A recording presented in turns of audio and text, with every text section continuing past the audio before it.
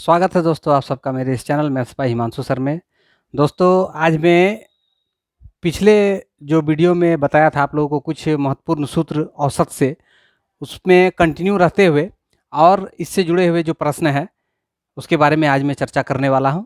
तो आप लोग जो है अंत तक वीडियो को ज़रूर देखें, क्योंकि ये एवरेज का चैप्टर जो होता है आपके कम्पिटिटिव एग्जाम के दृष्टि से जो है बहुत ही महत्वपूर्ण होता है। तो इस प्रश्न से जो भी इस चैप्टर से जो भी प्रश्न पूछे जाते हैं वो फार्मूला बेसिस पर रहते हैं। तो इसका फार्मूला जो है जानना बहुत ही ज़रूरी है। इन फार्मूला को अगर आप याद नहीं रखते हैं तो आप इन प्रश्नों को हल नहीं कर पाइएगा, इसीलिए इन फार्मूला को जानना जो है बहुत ही ज़रूरी है। तो आप लोग अंत तक मेरे साथ बने रहें और देखते रहें कैसे करके इन प्रश्नों का हल होता है जो मैं बताऊंगा अभी। तो जो ये मैंने 5-6 गो सूत्र बताया था, इन सूत्रों को और आगे बढ़ाते हुए मैं उसके बारे में चर्चा करता हूं और उससे जुड़े हुए जो प्रश्न हैं उसके बारे में भी आप लोगों को बताऊंगा। तो आप लोग ध्यानपूर्वक देखते रहें और सीखते रहें। जो मेरे इस चैनल में नए हैं उनसे मैं आग्रह करता हूं मेरे इस चैनल को सब्सक्राइब कर लें और साथ में बेल आइकन को भी प्रेस कर दें ताकि आपको आने वाले वीडियो का नोटिफिकेशन भी मिलता रहे। धन्यवाद। देखिए आज हम जो है इस वीडियो को करते हैं स्टार्ट और आप लोग ध्यानपूर्वक देखें और सीखें। चलिए देखिए, यहाँ पे पहला है लगातार n तक के प्राकृत सम संख्या का औसत। लगातार n तक के यानी कि जैसे कि आपको पूछ दिया कि 8 तक, 10 तक, 16 तक, 22 तक, लगातार 22 तक अगर प्राकृत संख्या का औसत पूछेगा तो यहाँ n की जगह पर हम लोग कितना लिखेंगे? 22 लिखेंगे। ठीक है, n/2 + 1।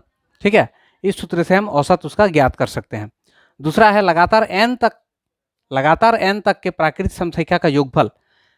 तो लगातार n तक के प्राकृत सम संख्या का योगफल, जैसे कि हम चर्चा किए अभी 22, अगर हम n की जगह पर 22 लेते हैं तो टोटल इसमें कितनी संख्याएं हैं? 2 से लेकर 22 तक, 2 से लेकर के 22 तक, 2, 4, 6 ऐसे करके 22 तक, इसमें कितनी संख्याएं हैं पहले इसको हमको ज्ञात करना होगा। तो इसको ज्ञात हम कैसे करेंगे? इसके लिए एक फॉर्मूला होता है। यहाँ पे a पहला पद हो गया 2 और d मतलब सभी के बीच में अंतर कितना है? 2। उसके बाद इसमें nवां पद क्या है? an जो है, an है आपका 22। तो इसमें हम बैठाएंगे a + n-1 इंटू d बराबर हो गया 22। a का मान हो गया 2, n का मान हम लोगों को पता नहीं है, d का मान है 2 बराबर 22। तो इसको हम लिख सकते हैं n-1 बराबर हो जाएगा 22। 22 में 2 घट जाएगा तो हो जाएगा 20। 20 में 2 से भागा देते हैं तो हो जाएगा 10। अब n बराबर कितना हो जाएगा? यहाँ पे 10, ये -1 इधर चला जाएगा तो +1 यानी कि 11। मतलब सीधा सीधी अगर लगातार संख्या पूछे तो जहाँ तक पूछ रहा है उसका आधा कर देना है, उसमें n आप लोगों को प्राप्त हो जाएगा। यानी n का वैल्यू यहाँ पे हम लोगों का कितना हो जाएगा? इसके लिए दूसरा नंबर के लिए यहाँ जो हम लिखे हैं कुल संख्या, तो कुल संख्या में हो जाएगा 11। टोटल इसमें संख्याएं 22 तक अगर पूछ रहा है, 22 तक का अगर हमको योगफल पूछ रहा है तो इसमें हम 11 से गुना करेंगे इसको, ये हो जाएगा आंसर। ठीक है,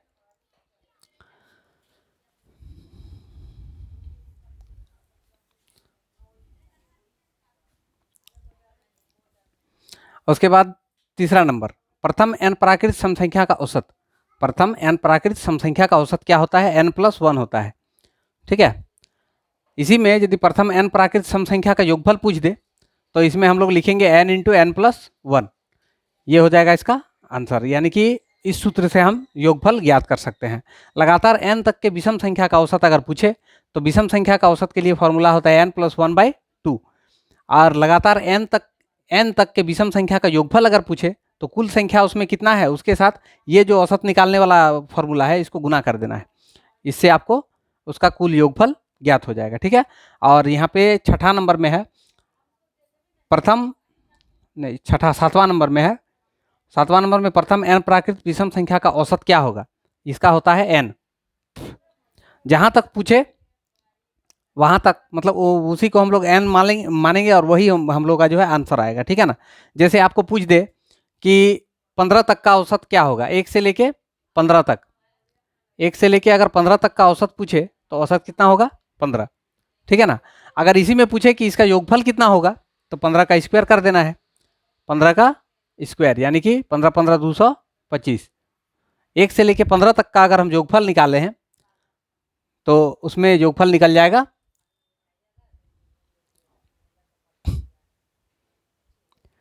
प्रथम नहीं, इसमें 5 पूछ रहा है।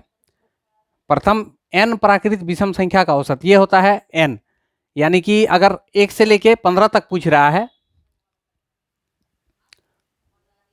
1 से लेके 15 तक अगर औसत पूछ रहा है तो 15 होगा। लेकिन यदि पूछे कि 1 से लेके 15 तक यानी कि प्रथम ई तक, हाँ यहाँ पे अगर संख्या में n की जगह पर कुछ डिफाइन किया हुआ रहे, जैसे कि 15 तक पूछे, प्रथम 15 को पूछे तो प्रथम 15 का आपका यही 15 का स्क्वायर करना है, तब निकलेगा आंसर, ठीक है। और यदि आपको पूछे कि प्रथम 5 गो तक, तो यह प्रथम 5 गो मतलब हो गया 1 3 5 7 और 9, इतना का अगर स्क्वायर पूछे मतलब योगफल पूछे तो इसका योगफल आप कैसे निकालिएगा। यहाँ पे के गो है संख्या 1 2 3 4 5, 5 गो है तो 5 का स्क्वायर हो जाएगा, 5 का स्क्वायर 25, इसको जोड़ने से आपको 25 प्राप्त हो जाएगा। देखिए 9 7 16, 16 और 5, 16 और 5 हो गया 21, 21 और 3 24, 24 और 1 25, ठीक है। इस प्रकार से हम इसका जो है योगफल ज्ञात कर सकते हैं। प्रथम n प्राकृत विषम संख्या का औसत, इसमें थोड़ा सा कन्फ्यूजन है, ये जो हम जब इसका प्रश्न हल करेंगे तब आप लोगों को समझाएंगे कि इसका सही रूप से बनाने का तरीका क्या है, ठीक है ना। तो चलिए हम लोग देखते हैं और प्रश्न की ओर बढ़ते हैं। प्रश्न में किस किस प्रकार के प्रश्न होते हैं जिनको आप इन सूत्रों के मदद से हल कर पाइएगा, ठीक है ना। चलिए देखते हैं हम लोग। देखिए दोस्तों, ये अगर इस तरह का प्रश्न आपको पूछे कि 1 से 102 तक, 102 क्या है, एक सम संख्या है लेकिन एक सम संख्या नहीं है, तो 1 से 102 के बीच में पूछा है, 1 से 102 तक, 102 तक मतलब 102 भी इसमें शामिल है, ठीक है ना। 102 तक कितने सम संख्याएं हैं, उन सम संख्याओं का औसत कितना होगा, ठीक है ना। तो इसका औसत निकालने के लिए, यानी कि प्रश्न हम लोग को पूछ क्या रहा है, 2 4 6 ऐसे करके कहाँ तक 102 तक, ठीक है ना, ऐसे करके सीरीज दिया हुआ है। अगर इसका औसत पूछे का औसत, तो इसको बनाने के लिए आप क्या कीजिएगा, इसको बनाने के लिए आपको लिखना होगा, ये जो लास्ट में संख्याएं हैं, संख्या है कितना है 102, 102 बटे 2 लिखिएगा, इसमें 1 जोड़ देना है, ठीक है। ये हो जाएगा औसत 102 बटे 2 यानी कितना हो जाएगा 5 दूनी 10, 2 एकम 2 51, 51 प्लस 1 कितना हो जाएगा 52।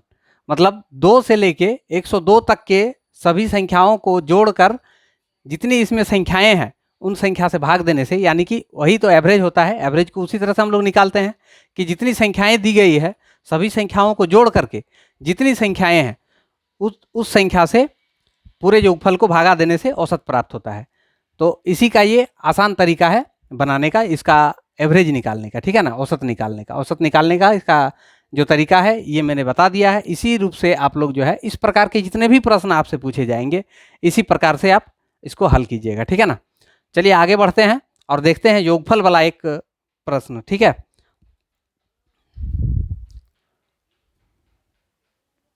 देखिए इसी प्रश्न में और एक थोड़ा मैंने ऐड कर दिया, और योगफल कितना होगा। अगर इसका औसत नहीं पूछ के आपको अगर योगफल पूछता है तब उसका योगफल आप कैसे करके ज्ञात कीजिएगा। योगफल देखिए आप यहाँ से ज्ञात कीजिएगा, यहाँ पे इसको हम ले लेंगे a और ये हो जाएगा हम लोग का an, ठीक है। मतलब अंतिम पद हो गया 102, इसका प्रथम पद हो गया 2 और प्रत्येक पदों के बीच में अंतर कितना है 2, उसको हम लोग बोलेंगे d का मान है 2। तो अब इसको हम इस फॉर्मूला से an का जो फॉर्मूला होता है वो होता है a plus n minus 1 into D बराबर कितना दिया हुआ है 102 है। अब सभी मान को इसमें हम बैठा देते हैं। a का मान कितना है, a का मान है 2, n का मान तो नहीं दिया हुआ है, यहाँ पे n का मान ही हमको ज्ञात करना है, d का मान है 2 बराबर हो गया 102।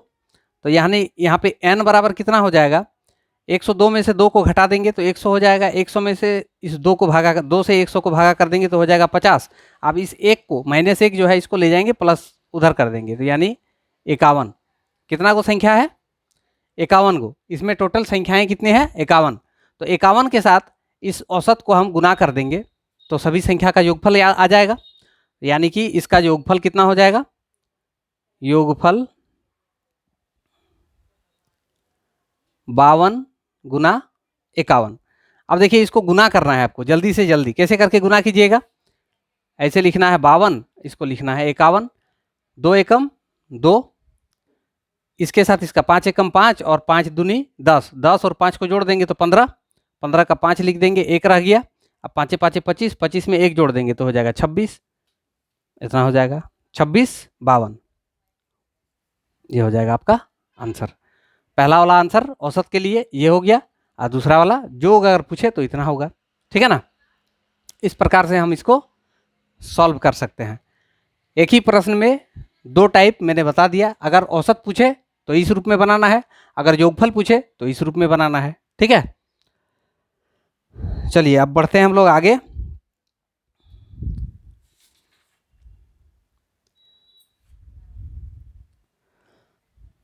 कुल मिला के आपको इतना बड़ा करने का जरूरत नहीं पड़ेगा। हम लोग यहाँ पर पहले ही ज्ञात कर लिए हैं 51। ये जो 102 को 2 से भागा किया है, ये हो जाएगा आपका नंबर ऑफ डिजिट। यहाँ पे कितना गो नंबर है। ठीक है ना? इतना बड़ा आपको हल करने का जरूरत नहीं है, आप यहीं से इसको जो है हल कर सकते हैं। ये जो अंतिम पद है, अंतिम पद को हम 2 से खाली भागा कर देंगे तो इसमें कितना पद है हम लोग को ज्ञात हो जाएगा। ठीक है ना? तो इसको 2 से हम भागा करके और जितना इसका औसत में एवरेज निकला उस एवरेज के साथ इसको मल्टीप्लाई कर देंगे, हो जाएगा आंसर।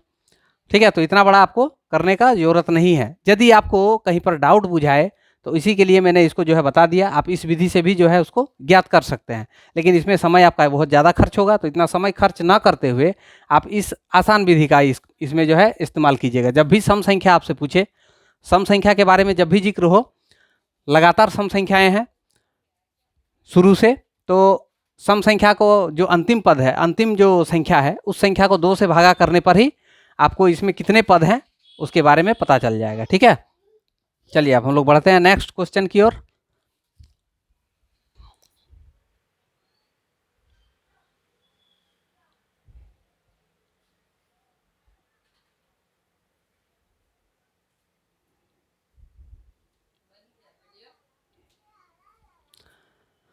प्रथम 27 सम संख्या का औसत क्या होगा?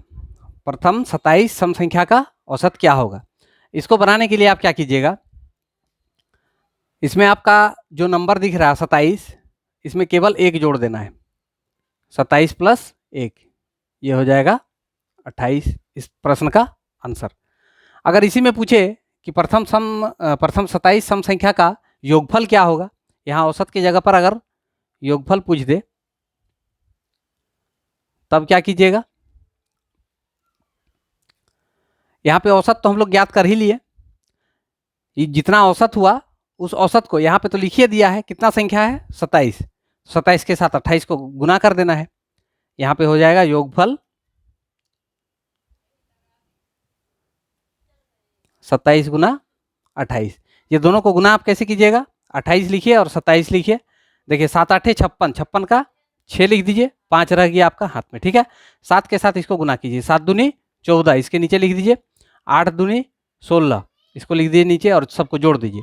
6 6 4 10 5 15, 15 का 5, 1 2 और 1 3, 35, 35 में 5 को लिखेंगे और ये 3 रह जाएगा हाथ में। ठीक है, उसके बाद फिर आपको गुना करना है इसके साथ, 2 दूनी 4, 4 को यहाँ पे लिख दीजिए और जोड़ दीजिए, 4 और 3 7, 756, ये हो जाएगा आंसर। इस प्रकार से आप जो है इस प्रकार के प्रश्नों को हल कर सकते हैं। दोनों टाइप मैंने बता दिया है, दोनों टाइप का जिक्र कर दिया है कि अगर इस टाइप में औसत पूछे तो ऐसे बनाना है, अगर योगफल पूछे तो ऐसे बनाना है। ठीक है, चलिए अब हम लोग बढ़ते हैं आगे नेक्स्ट प्रश्न की ओर और देखते हैं विषम संख्या पर आधारित जो प्रश्न होते हैं उसमें। देखिए यहाँ एक प्रश्न है, 1 से 123 तक के सभी विषम संख्याओं का औसत क्या होगा और उसका योगफल क्या होगा? ठीक है ना? तो इसको बनाने के लिए आप क्या कीजिएगा, इसके लिए यहाँ जो अंतिम संख्या दिख रहा है 123 तक, 123 तक पूछा है, तो इसमें हम लिखेंगे औसत। इसका जब औसत निकालने का रहेगा, यहाँ विषम संख्या के बारे में जिक्र हो रहा है, तो जब विषम संख्या बोलेगा तो यहाँ पे लिखना है आपको 123, इसमें 1 जोड़ दीजिएगा और नीचे में 2, ठीक है ना। 123 में 1 जोड़ देंगे तो 124 हो जाएगा, 124 को 2 से भागा करेंगे तो हो जाएगा 6 दूनी 12 और 2 दूनी 4, यानी कि 62, 62, ये हो जाएगा आपका आंसर, ठीक है। अब यदि इसमें पूछता है कि योगफल क्या होगा, 1 से 123 तक के सभी विषम संख्याओं का योगफल अगर पूछे, तब उसमें हम क्या करेंगे,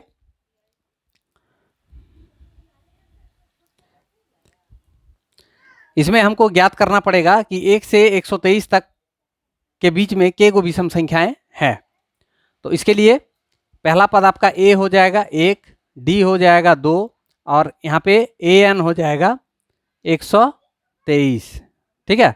तो ए एन 123 जो है इसको लिखेंगे A plus N minus 1 into D बराबर हो गया 123, या डी का मान, अच्छा चलिए डी का मान आप नेक्स्ट टाइम बैठाते हैं। ए का मान 1 हो गया, एन माइनस 1 हो गया, डी का मान हो गया आपका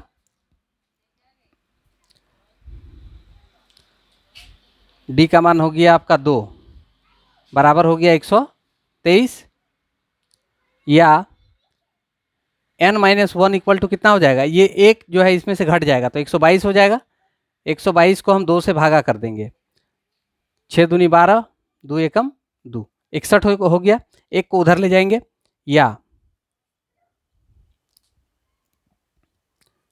n बराबर कितना हो जाएगा 61 प्लस 1 62, ये हम लोगों का निकल गया नंबर ऑफ डिजिट। के गो इसमें डिजिट है, के गो संख्या है, इसमें के गो डिजिट है 62 गो, और इसका औसत भी हम लोग निकाल चुके हैं, कितना हुआ है 62।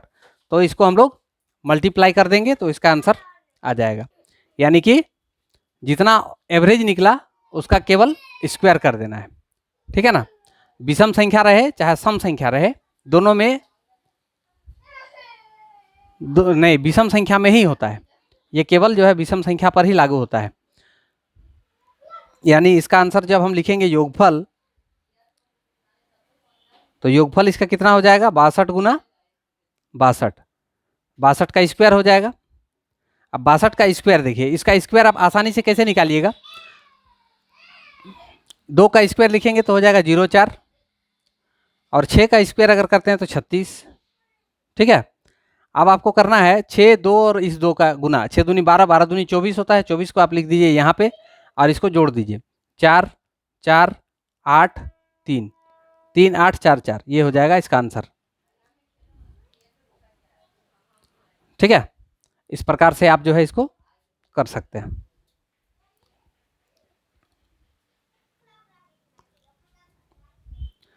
देखिए यहाँ पूछ रहा है प्रथम 24 विषम संख्या का औसत और योगफल।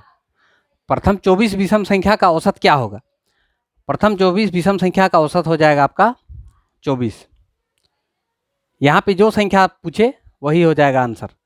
यानी इसमें हम जब औसत लिखेंगे तो औसत बराबर हो जाएगा 24, यही हो जाएगा आंसर। और यदि योगफल पूछे तो योगफल में हम कैसे करेंगे, जितना औसत हुआ और जितना संख्या पूछ रहा है दोनों को मल्टीप्लाई, यानी कि इसको हम लिख सकते हैं 24 गुना 24, यानी 24 का स्क्वायर।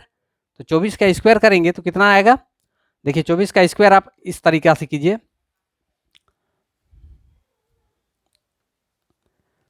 4 का स्क्वायर अगर करेंगे तो 16, 2 का स्क्वायर करेंगे तो 2 दूनी 4। अब इसको और इसको मल्टीप्लाई कीजिए, 2, 4, 8, 4 दूनी 8, 8 दूनी 16, 16 को यहाँ पे लिख दीजिए और इसको जोड़ दीजिए, 6, 7, 5, यहाँ पे 0, 0 का तो कोई वैल्यू नहीं, 576, 576, ये हो जाएगा आपका आंसर। इसका योगफल भी हो गया और इसका औसत भी हो गया, ठीक है। इस प्रकार से आप ये सम संख्या और विषम संख्या पर आधारित जितने भी आपको प्रश्न पूछे जाएंगे उनका हल आप आसान विधि से ऐसे करके कर सकते हैं। यदि आप लोगों को मेरा वीडियो पसंद आया हो तो ज़्यादा से ज़्यादा लाइक करें, कमेंट करें और शेयर करें। और जो मेरे चैनल में नए नए जुड़े हैं उनसे मैं आग्रह करता हूं मेरे चैनल को सब्सक्राइब कर लें और साथ में बेल आइकन को भी प्रेस कर दें ताकि आपको आने वाले वीडियो का नोटिफिकेशन भी मिलता रहे। दोस्तों हम लोग आगे फिर मिलेंगे और कुछ जो है औसत के प्रश्नों को लेकर, मैं उसके बारे में आप लोगों को डिटेल से समझाऊंगा।